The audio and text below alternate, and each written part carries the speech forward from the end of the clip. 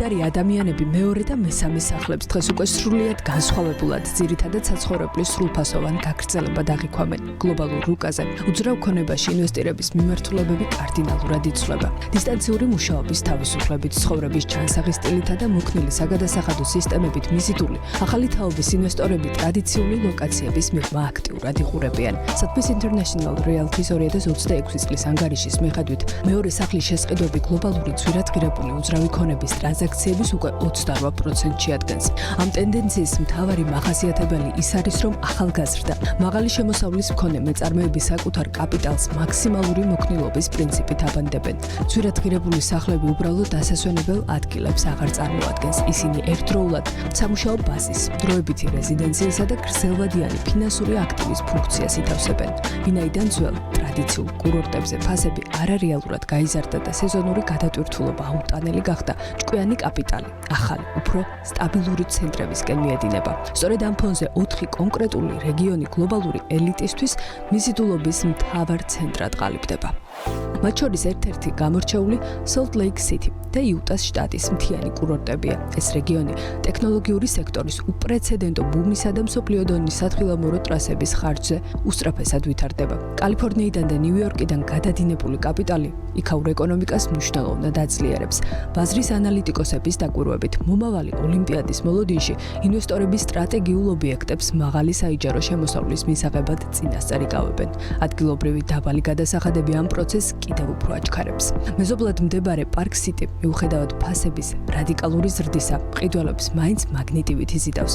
პარალელურად მილიარდიანი ინვესტიციებით ახალი სოფლებისა და ექსკლუზიური გამაჯანსაღებელი კომპლექსების მშენებლობა აქტიურად მიმდინარეობს.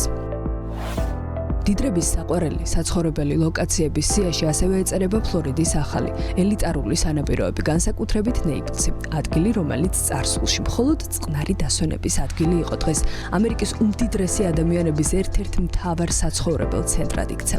სანაპიროზე დაფიქსირებული 225 მილიონიანი რეკორდული ტრანზაქცია რეგიონის ეკონომიკურ პოტენციალს ნათლად ადასტურებს. მსოფლიო დონის სასტუმრო ბრენდები აქ ისეთ საცხოვრებელ კომპლექსებს აშენებენ, სადაც ინვესტორები ექსკლუზიურ მომსახურებას გადატვირთული ურბანული ქაოსის გარეშე იღებენ. ამ ყველაფერთან ერთად ცალკე აღსანიშნავი და ხაზგასასმელია ჩარლსტონის ისტორიული და ეკონომიკური აღორძინება. სამხრეთ კაროლინას ეს უძველესი ქალაქი უძრავი ქონების ბაზრის ნამდვილ აღმოჩენად ითვლება. მყიდველებს მრავალსაუკუნოვანი არქიტექტურის, გამორჩეული გასტრონომიისა და ძლიერი სოციალური გარემოს უნიკალური სინთეზი იზიდავს.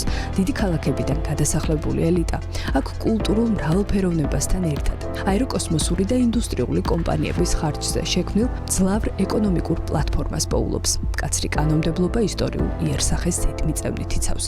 სწორედ ამიტომ ავთენტურ სახლებში ინვესტორები მილიონობით დოლარს დაუფიქრებლად იხდიან.